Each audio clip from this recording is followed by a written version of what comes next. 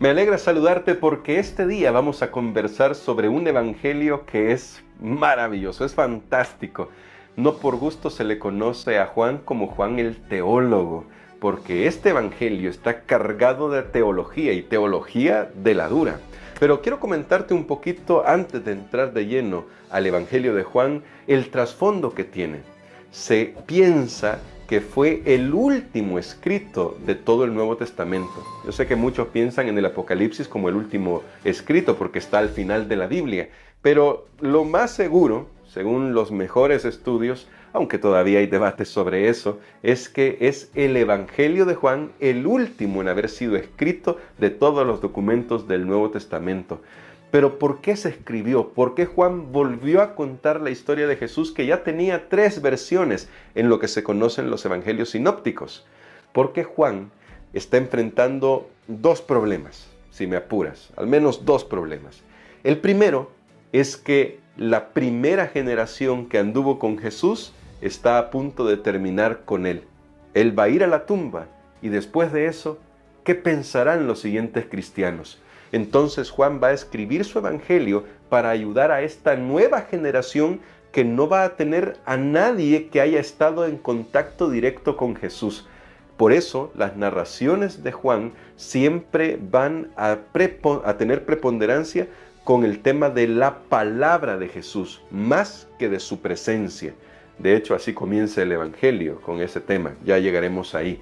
Pero el segundo elemento que Juan tiene en mente a la hora de escribir su evangelio es que ya en su tiempo se estaban introduciendo en la iglesia algunas herejías sobre la naturaleza de Jesús. Ya hablaremos un poco de eso en un momento, pero esto es lo que debes tener en mente a la hora de leer este evangelio. Bueno, al menos estas 2 cosas, porque hay algunos otros detalles más que cuando estudias te das cuenta hacen de este evangelio una verdadera joya literaria.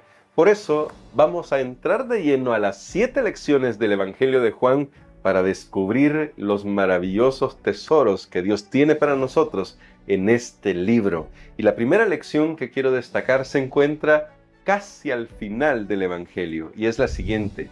El propósito de las Escrituras es que creamos, pero no que creamos cualquier cosa, que creamos en Jesús. Y en San Juan capítulo 20, versos 30 y 31 dice así: hizo además Jesús muchas otras señales en presencia de sus discípulos, las cuales no están escritas en este libro, pero estas se han escrito para que creáis que Jesús es el Cristo, el Hijo de Dios, y para que creyendo tengáis vida en su nombre. Recuerda lo que dije al principio.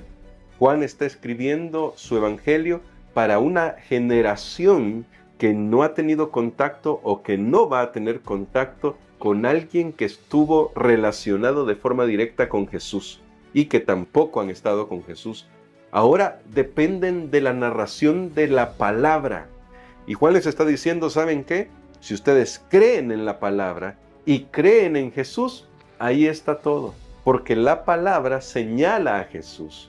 En el Evangelio de Juan, el mismo Señor Jesús les dice a los líderes judíos, ustedes escudriñan las Escrituras como si allí estuviera la vida eterna, pero ellas son las que dan testimonio de mí. ¿Por qué para Jesús era esto importante? Porque así estaba señalando que la palabra, es decir, las Escrituras del Antiguo Testamento lo señalaban a Él. Los relatos de los Evangelios señalan a Jesús. Lo que vendrá en el Nuevo Testamento señala a Jesús, porque toda la palabra es una sola revelación del carácter de Dios y de su plan para nuestra salvación. Por eso cuando lees las Escrituras, todas las Escrituras, debes tener en mente que la intención de Dios al revelarnos su palabra es que crezcamos en nuestra fe. Y ese es el propósito. Y ese es el propósito del Evangelio de Juan como de toda la Biblia. La segunda lección que tiene este Evangelio, y como dije antes, es un Evangelio muy teológico, muy profundo en ese sentido, es que Jesús es verdaderamente Dios. Y Juan lo dice de forma directa. En el capítulo 1, en los primeros 3 versículos, dice la Biblia de la siguiente manera: en el principio era el verbo, la palabra, el logos. El verbo estaba con Dios y el Verbo era Dios. Este estaba en el principio con Dios. Todas las cosas por medio de él fueron hechas, y sin él nada de lo que ha sido hecho fue hecho. ¿Qué está diciendo Juan acá? Juan está diciendo que Jesús no es meramente un ser humano, ni es un ser inferior, aunque divino, pero inferior. No. Juan está diciendo Jesús, el Verbo, es Dios. Es plenamente Dios, es verdaderamente Dios. Sé que en la mente humana, cuando hablamos de un solo Dios y decimos que está Dios Padre y decimos que Jesús también es Dios, a veces eso puede crear un pequeño cortocircuito porque tratamos de entrar en la mente de Dios desde nuestra mente muy finita. Pero si pudiera usar una analogía muy burda, pero que puede servirnos, es el de la familia. Es una sola familia cuando hablamos de la familia, de cualquier familia, pero diferentes integrantes. La diferencia, porque quiero destacar esta diferencia, es que en la deidad, los que componen la deidad, los miembros de la deidad son coeternos, son iguales. En cambio, en una familia sí hay cierta jerarquía. Pero lo que quería destacar de la analogía de la familia es que cuando hablamos de una familia, estamos hablando de una unidad plural. Es una familia que contiene varios miembros. La deidad es similar, con la diferencia, vuelvo a recalcar, que los miembros de la deidad son todos iguales, tienen la misma condición, tienen el mismo poder, son igualmente eternos. Y Juan lo destaca acá. Juan destaca que Jesús es plenamente Dios, al punto de decir que sin Él, nada de lo que fue creado, ha sido creado, fue creado. Es decir, Él es el agente creador. Cuando leemos en Génesis que Dios creó, Juan nos dice que deberíamos entender que es Jesús el que creó.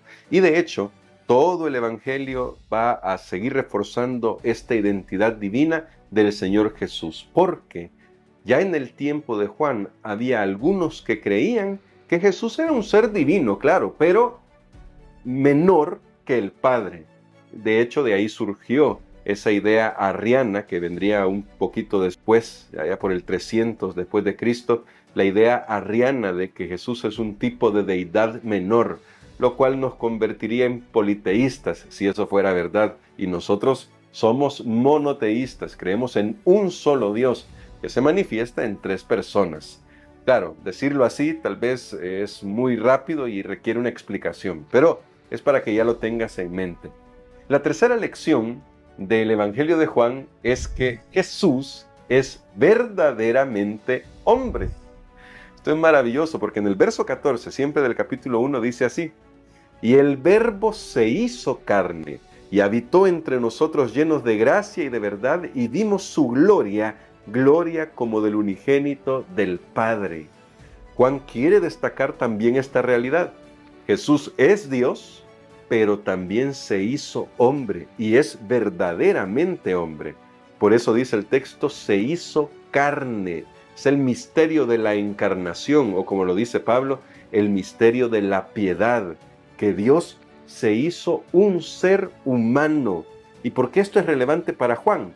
De nuevo, porque ya en su tiempo había algunas ideas que estaban entrando en la iglesia, y una de ellas decía que Jesús parecía ser humano, pero no era un ser humano. Incluso se tienen algunos evangelios apócrifos que en esos evangelios dice que cuando Jesús caminaba por las playas, sus huellas no quedaban en la arena porque él era un espíritu y no era un ser humano, pero eso no es verdad.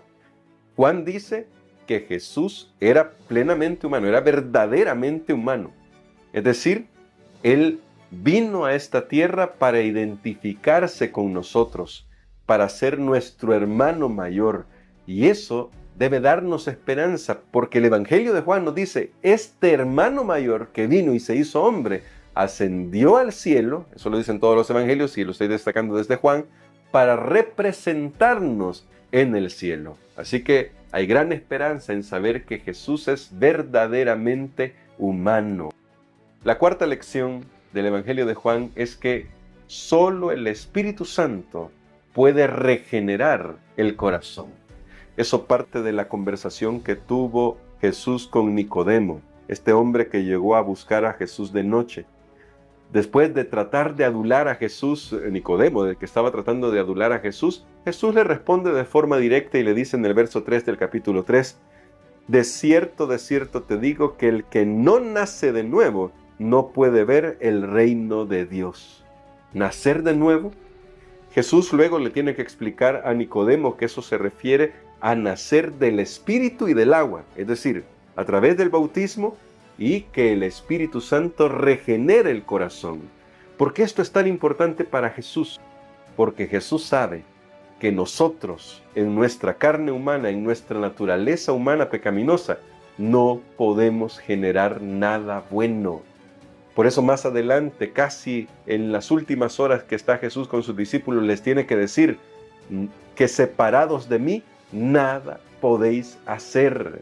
Nada bueno sale de nosotros por naturaleza. Si hay algo bueno que sale de nosotros, es esa chispa que Dios ha puesto en nosotros y que cuando le permitimos a Él que el Espíritu Santo trabaje en nuestra vida, nos conecta más con una relación con Dios. Y eso hace la diferencia. Porque solo Dios creador puede transformar nuestro corazón. Así que sí, aquí Juan ya introduce la deidad del Espíritu Santo. La quinta lección que extraigo del Evangelio de Juan es que la vida plena solo se encuentra en Jesús. Esto es muy importante para el evangelista porque recuerda, está hablando con una generación que no tuvo contacto directo con Jesús y que es una generación que puede ser que ahora esté pensando ¿cómo voy a vivir mi vida si ni siquiera Juan está ya con nosotros y no me puede decir todas esas historias sobre Jesús? Entonces Juan escribe y les dice, mientras ustedes tengan esa conexión con Dios a través de su palabra, a través de la oración, y reconozcan la necesidad de que Jesús more en sus corazones, la obra que el Espíritu Santo quiere hacer, la lección anterior, entonces su vida va a ser una vida plena. En el capítulo 10, en el versículo número 10, dice de la siguiente manera la palabra de Dios, el ladrón no viene sino para hurtar, matar y destruir. Yo he venido para que tengan vida y para que la tengan en abundancia. Pero claro, ¿qué significa tener vida en abundancia? Significa que ahora vivimos en libertad, la libertad que solo Dios puede dar. Una libertad de la culpa, una libertad que nos trae una conciencia tranquila y que nos permite disfrutar. Porque lejos de Jesús siempre vamos a estar en una vida con tendencia hacia el vacío. Es verdad, hay gente que va a lograr muchas cosas y que seguramente va a decir, yo no necesité de Dios para todo eso. Muy probablemente sí, pero en el fondo de su corazón sabe que las cosas podrían ser mejor. Y en Jesús son mejores. Tengamos mucho, tengamos poco, en Jesús la vida es plena porque ahora vivimos en libertad. Si lo quiero decir en una forma muy simplista, si puedo destacar esta palabra. Ahora, la sexta lección del Evangelio de Juan es que el servicio por amor es la marca del discípulo de Cristo o del seguidor de Cristo. En el capítulo 13, Jesús va a destacar esto de manera impresionante. Cuando se acercó la hora de su crucifixión, como ya no tenía mucho tiempo y sus discípulos parecía que no lograban aprender la lección del servicio, Jesús, en lugar de predicarles un sermón, les dio ejemplo. Se levantó de la mesa y comenzó a lavar los pies de los discípulos. Y luego mira lo que dice el verso 13 y 14. Vosotros me llamáis maestro y señor, y decís bien, porque lo soy. Pues si yo, el Señor y el Maestro, he lavado vuestros pies, vosotros también debéis lavaros los pies los unos a los otros. Pero claro, Jesús no está interesado meramente en el ritual. No es simplemente ir y lavar los pies de otro para cumplir con un rito y decir, bueno, ya cumplí, ya le lavé los pies al otro, ya estoy tranquilo, ya Dios puede bendecirme. Lo que está de fondo acá, y se ve más adelante en este mismo capítulo, es la actitud. Versos 34 y 35 dicen: un mandamiento nuevo os doy, que os améis unos a otros como yo os he amado, que también os améis unos a otros. En esto conocerán todos que sois mis discípulos, si tenéis amor los unos por los otros. Lo que está a la base del servicio, lo que está a la base de lavar los pies de los discípulos, que es una manifestación de servicio, es el amor. Porque, como aprendimos cuando estudiamos Lucas, el amor es el camino de la perfección, de la verdadera perfección. ¿Cómo servimos a los demás? No estoy hablando ahora solo de lavar los pies, me estoy refiriendo a qué servicio le prestamos a los demás, con qué actitud lo hacemos. ¿Estamos dispuestos a ayudar al que está en necesidad, a nuestro hermano? Cuando cae, cuando tropieza en la vida cristiana, ¿somos los primeros en tenderle la mano para que se levante? ¿O por el contrario, comenzamos a señalarlo, a criticarlo, a decir: yo sabía que este no podía ser un buen cristiano? Y miren, finalmente ahí está, pecó, cayó. ¿Qué actitud es la que domina nuestro corazón? La última lección que quiero destacar de este evangelio es la siguiente: concentrémonos en seguir a Jesús, no en si los demás lo siguen. Esta lección la extraigo del último capítulo de Juan. Es un capítulo tremendo. En este capítulo Jesús le está diciendo a Pedro: Pedro, mira, te voy a dar información importantísima para ti. Antes que yo regrese por segunda vez a esta tierra, tú vas a ir al descanso. ¿Qué información, no? Pero se lo está diciendo, Jesús se lo está diciendo con claridad a Pedro, porque Pedro debe saber el costo del discipulado, y lo sabía. Pero recuerden, Pedro había negado a Jesús, pero ahora Jesús le dice: claro que me vas a seguir mis pisadas, y vas a entregar tu vida por mí. Y entonces, cuando Pedro recibe esta información, Pedro se queda con una idea. ¿Y cuál es la idea? Mira lo que dice el verso 20 de San Juan 21. Volviéndose Pedro, vio que lo seguía el discípulo a quien amaba Jesús, el mismo que en la cena se había recostado al lado de él y que le había dicho: Señor, ¿quién es el que te ha de entregar? Cuando Pedro lo vio, dijo a Jesús: Señor, ¿y qué de este? ¿Notas la actitud de Pedro? Ya Jesús le dijo a Pedro qué es lo que le va a pasar. Es decir, le está diciendo: Pedro, yo voy a ser claro contigo. Pero Pedro, ahora no contento con que tiene información relevante para él, mira a Juan y dice: ¿Y este? Y tal vez pudo haber visto a los demás discípulos y preguntar: mira, ya me dijiste de mí, pero ¿y los demás? ¿Qué les va a pasar a los demás? ¿Cómo van a ser los demás? Y me encanta la respuesta de Jesús. Jesús le dijo: si quiero que él quede hasta que yo vuelva, ¿qué a ti? Tú sígueme. En otras palabras, Jesús le está diciendo: ¿qué te importa lo que pase con los demás?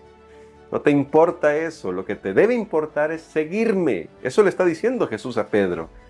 Y de hecho, eso también nos dice a nosotros. ¿Cuántas veces gastamos valioso tiempo tratando de ver si el hermanito o la hermanita están siguiendo o no a Jesús, y tratando de medir y decir: no, este no es buen cristiano, aquel no es buen cristiano, miren lo que hizo fulanito, miren lo que hizo fulanita, en lugar de concentrarnos en si estamos siguiendo a Jesús? Y toma nota, por favor, porque cuando nosotros comenzamos a ver a los demás y a preguntarnos si ellos están siguiendo o no a Jesús, lo más seguro es que yo no esté siguiendo a Jesús, porque estoy tan concentrado en la vida de los demás que me he olvidado de seguir las pisadas del Maestro. Así que tal vez Jesús deba decirnos a nosotros, cuando comenzamos a mirar a otros lados y a otras personas: hey, ¿no te importa la vida de los demás? Sígueme tú. Eso es lo que te debe interesar. Sígueme tú. Y ese es el llamado que Dios nos hace, a seguirlo a Él. Recuerden, el Evangelio de Juan tiene elementos prácticos, sí, hay mucha teología también, porque intenta ayudarnos a comprender que aunque no tengamos la presencia física de Jesús, podemos seguir sus pisadas. ¿Cómo? A través de las Escrituras. por la obra del Espíritu Santo en nuestras vidas, a medida que crecemos en nuestra relación con Él. Y eso marcará la diferencia. No necesitamos que Jesús esté físicamente a nuestro lado, porque sí está siempre presente a través del Espíritu Santo. Por eso en el Evangelio de Juan se nos revela este maravilloso dato cuando Jesús nos dice: les voy a enviar a otro consolador, al Paracletos, para que esté a su lado. No lo van a ver, es verdad, porque tal vez no van a sentir su presencia física, pero Él estará allí como mi representante para que sigamos caminando juntos hasta la eternidad. Así que yo quiero terminar con esta pregunta. ¿Quieres caminar con Jesús? ¿Concentrarte en Jesús y caminar con Él? Pues este es el momento para hacerlo. Gracias por llegar hasta acá. Te invito a que por favor comentes qué te han parecido estas lecciones o las lecciones que tú has aprendido antes del Evangelio de Juan. Compártelo con todos tus amigos y dale un buen like para que llegue a más personas y más personas conozcan el Evangelio de Jesucristo. Que Dios te bendiga.